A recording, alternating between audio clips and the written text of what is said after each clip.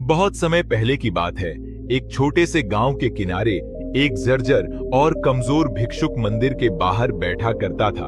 उसके मैले कुचैले कपड़े, धूल से सना हुआ चेहरा और कमजोर शरीर उसकी दरिद्रता को साफ दर्शाते थे। उसके पास एक पुराना कटोरा था जिसमें कुछ सिक्के पड़े रहते। वह हर दिन राहगीरों के सामने हाथ फैलाता और गिड़गिड़ाकर कहता, कुछ दया दिखाओ, कुछ दे दो। कई दिनों से ठीक से भोजन नहीं मिला। लोग उसे देखकर कभी कुछ सिक्के दे देते तो कभी नजरअंदाज कर आगे बढ़ जाते। उसका जीवन एक ही ढर्रे पर चल रहा था, भीख मांगो, जितना मिले उसमें गुजारा करो और फिर अगले दिन फिर से वही दोहराओ।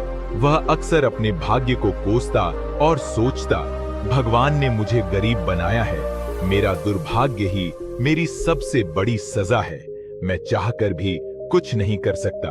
एक दिन उसी गांव से एक तेजस्वी सन्यासी गुजरा। उनके शरीर पर केसरिया वस्त्र थे, लंबी जटा, तेजस्वी मुखमंडल और आंखों में गहरी शांति थी। वे आत्मज्ञान की तलाश में वर्षों तक तपस्या कर चुके थे और जीवन के गूढ़ रहस्यों को समझ चुके थे। भिक्षुक ने उन्हें आते देखा और हमेशा की तरह हाथ फैलाकर बोला, महात्मा, कृपा करके मुझे कुछ दे दो, मैं बहुत दीनहीन हूँ, कई दिनों से ठीक से भोजन नहीं किया।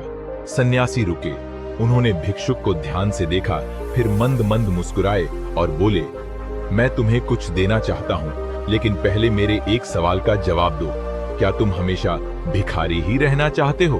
भिक्षुक चौंका, यह सवाल पहले किसी ने नहीं पूछा था। उसने थोड़ी झिझक के साथ जवाब दिया, नहीं महात्मा, कौन भिखारी रहना चाहता है, लेकिन मेरा भाग्य ही ऐसा है, मैं मजबूर हूं। सन्यासी ने सिर हिलाया और बोले, भाग्य नहीं, तुम्हारी सोच ने तुम्हें ऐसा बना दिया है। अगर तुम चाहो तो अपनी तकदीर खुद लिख सकते हो। भिक्षुक ने उत्सुकता से पूछा, लेकिन मेरे पास कुछ भी नहीं है, मैं क्या कर सकता हूं?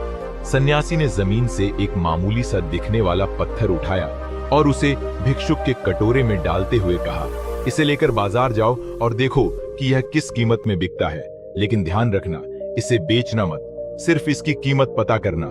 भिक्षुक को यह बात अजीब लगी, लेकिन सन्यासी की बातों में कुछ ऐसा आकर्षण था कि उसने उनकी बात मान ली और बाजार की ओर चल पड़ा। सबसे पहले वह एक सब्जी बेचने वाले के पास गया और पत्थर दिखाते हुए पूछा, भैया, क्या आप इसे खरीदेंगे? सब्जी वाले ने पत्थर को देखा और हंसकर बोला, यह तो एक साधारण पत्थर है, मैं इसे 1 रुपए में खरीद सकता हूँ। भिक्षुक थोड़ा निराश हुआ, लेकिन सन्यासी की बात याद थी, इसीलिए वह आगे बढ़ा। वह एक बर्तन बेचने वाले की दुकान पर गया और वही सवाल दोहराया। बर्तन वाले ने पत्थर को देखा और कहा, यह पत्थर थोड़ा चमकदार है, मैं इसे 10 रुपए में खरीद सकता हूँ। भिक्षुक को अब थोड़ा अजीब लगने लगा। उसने सोचा, जिसे मैं साधारण पत्थर समझ रहा था, उसकी कीमत तो बढ़ती जा रही है। इसके बाद वह एक जौहरी की दुकान पर पहुंचा। जौहरी ने पत्थर को ध्यान से देखा, फिर उसे तौला और अचानक उसकी आंखें चमक उठी। वह हैरानी से बोला, अरे, यह तो एक बहुमूल्य हीरा है, इसकी कीमत लाखों में है। भिक्षुक के पैरों तले जमीन खिसक गई, वह अवाक रह गया। भिक्षुक दौड़ता हुआ वापस सन्यासी के पास पहुंचा और हांफते हुए बोला, महात्मा, यह तो कोई मामूली पत्थर नहीं, बल्कि बहुमूल्य हीरा निकला। मैं इसे कोयला समझ रहा था, लेकिन इसकी कीमत लाखों में है। सन्यासी मुस्कुराए और बोले, यही तो मैं तुम्हें समझाना चाहता था, जब तक तुम खुद को एक साधारण पत्थर समझोगे, दुनिया भी तुम्हें ऐसा ही मानेगी, लेकिन अगर तुम अपनी असली कीमत पहचान लोगे तो संसार तुम्हें भी बहुमूल्य हीरे की तरह देखेगा।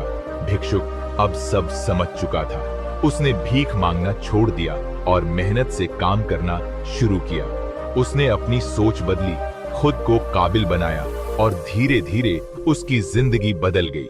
शिक्षा, हम अपने बारे में जैसा सोचते हैं वैसा ही बन जाते हैं। अगर हम खुद को कमजोर मानेंगे तो दुनिया भी हमें कमजोर ही मानेगी। अपनी असली कीमत पहचानो, क्योंकि तुम भी एक बहुमूल्य हीरे के समान हो। सोच बदलो तो जीवन बदल जाएगा। अगर आपको यह कहानी अच्छी लगी तो इसे लाइक करें, अपने दोस्तों के साथ शेयर करें और हमारे चैनल को सब्सक्राइब जरूर करें ताकि आप ऐसी और ज्ञानवर्धक कहानियां सुन सकें। मिलते हैं अगली कहानी में, तब तक खुश रहें और सीखते रहें। धन्यवाद।